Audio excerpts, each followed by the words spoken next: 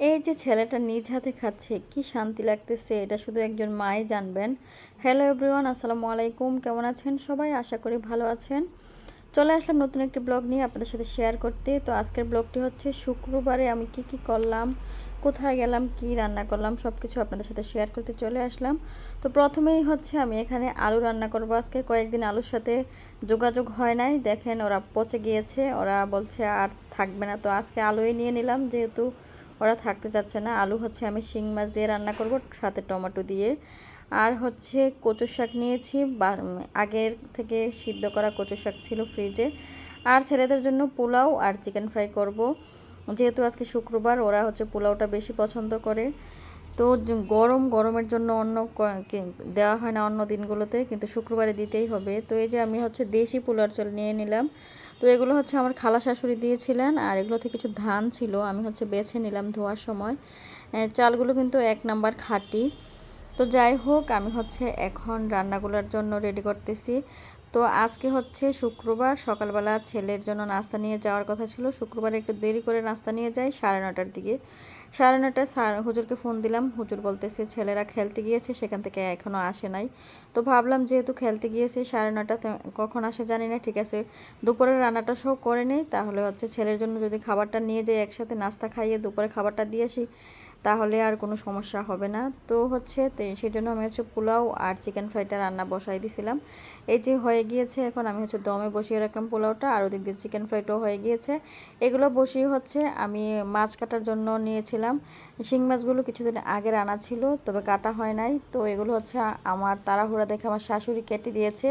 তো আমি হচ্ছে এদিক দিয়ে রান্নার জন্য, ওই রান্নাগুলো শেষ হয়ে গিয়েছে, ছেলেদের জন্য যে রান্নাটা করেছিলাম পোলাও আর চিকেন ফ্রাই, ওগুলো করে নিলাম। করে হচ্ছে এখন আবার আমাদের তরকারিগুলো রান্নার জন্য বসিয়ে দিলাম।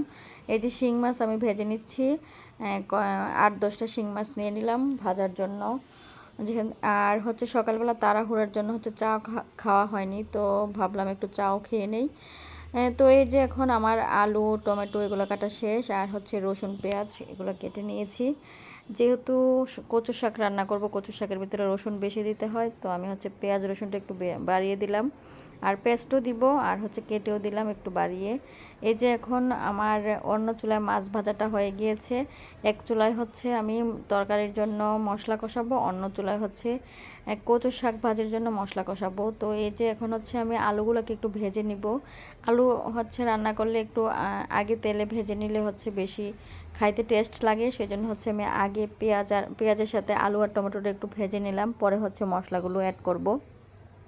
আর এদিক দিয়ে হচ্ছে আমি কচু শাকের মশলাটা অ্যাড করে নিয়েছি, আদা রসুন বাটাটা দিয়ে দিলাম, আর হচ্ছে বাকি মশলাগুলো এই যে আলু তরকারিতেও দিয়ে দিলাম, আর হচ্ছে কচু শাকেও দিয়ে দিলাম। তো এইভাবেই হচ্ছে আমি শুক্রবারের দিনটা কাটিয়ে দিলাম। তো এরপরে আবার ফাঁক দিয়ে হুজুরকে ফোন দিয়েছিলাম, তো বলতেছিল হুজুররা ছেলে এখনও আসে নাই। ছেলেরা হচ্ছে আজকে শুক্রবার ওরা একটা ম্যাচ খেলবে, মাদ্রাসার ভিতরে দুই দুই দল হয়েছে, দুই দল হচ্ছে ম্যাচ খেলবে। তো ওরা হচ্ছে বাইরে গিয়েছে, স্টেডিয়ামে, কুমিল্লা স্টেডিয়ামে গিয়েছে, ওইখানে গিয়ে হচ্ছে খেলাটা খেলবে। তো খেলতে খেলতে আস্তে আস্তে দেরি হয়ে গিয়েছে, ভাবলাম আমি এই ফাঁকে রান্নাটাও শেষ করে ফেলি। তো এই যে আমি ইলিশ মাছের মাথা দিয়ে হচ্ছে কচুর শাকটা রান্না করলাম, আর ওই দিক দিয়ে হচ্ছে শিং মাছ দিয়ে টমেটো আর আলু দিয়ে মাছ রান্না হলো, আর ছেলেদের জন্য হচ্ছে চিকেন ফ্রাই আর পোলাও। তো আজকে আমার সারাদিনের ভিডিওটা এভাবেই গেল, সারাদিনটা এভাবেই গেল, আমি এই কাজগুলোই করলাম। আপনারা কে কীভাবে শুক্রবারের দিনটা কাটিয়েছেন জানাবেন প্লিজ। আর আমার ভিডিওটা যদি ভালো লাগে থাকে তাহলে লাইক কমেন্ট এবং শেয়ার করবেন। এদিক দিয়ে হচ্ছে আমি কাঁচামরিচ দিতে ভুলে গিয়েছিলাম, তো পরে হচ্ছে কাঁচামরিচ দিয়ে দিলাম শাকের মধ্যে, আর এদিকে মাছ আর ঝোল আমি একসাথে দিয়ে দিলাম আলু তরকারির মধ্যে। এখন হচ্ছে ধনেপাতা দেওয়ার টাইম হয়ে গিয়েছে। ধনেপাতা হচ্ছে আমি 2 রকমের ধনেপাতা নিয়ে নিয়েছি, ধনেপাতা ছাড়া মনে হয় যে চলেই না আমার তরকারিগুলো রান্না। তো প্রতিদিনে হচ্ছে 12 মাসেই আমি হচ্ছে ধনেপাতা ইউজ করি, তো আজকেও এটার ব্যতিক্রম হলো না। এই যে আমি ধনেপাতা কেটে কচুর শাকের মধ্যেও দিয়ে দিলাম, আর হচ্ছে কচুর ঘাটি রান্না হয়েছে, এটা একটা মাছের মাথা দিয়ে যেহেতু করেছি। এই যে আমি এখন বেড়ে নিচ্ছি, আর ওই দিক দিয়ে হচ্ছে আমার আলু তরকারিটাও হয়ে গিয়েছে। তো কেমন হলো আমার রান্নাবান্নাগুলো?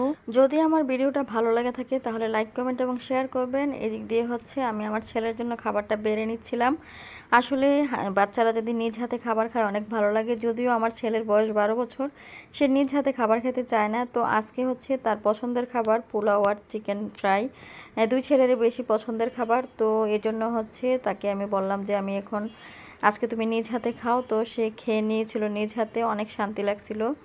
তো এই যে বেড়ে হচ্ছে আমি এখন নিয়ে গেলাম, তারপরে হচ্ছে ওকে খাইয়ে এসে আমিও খেয়ে ফেললাম। কচু শাক আর হচ্ছে লেবু দিয়ে খেতে অনেক ভালো লাগে। তো যদি আমার ভিডিওটা ভালো লাগে থাকে তাহলে লাইক কমেন্ট এবং শেয়ার করে পাশে থাকবেন। আর এতক্ষণ ভিডিওটা দেখার জন্য সবাইকে অনেক অনেক ধন্যবাদ। সবাই ভালো থাকবেন, সুস্থ থাকবেন এবং নিরাপদে থাকবেন। আল্লাহ হাফেজ সবাইকে, এবং পরবর্তী ভিডিও দেখার জন্য আমন্ত্রণ রইল।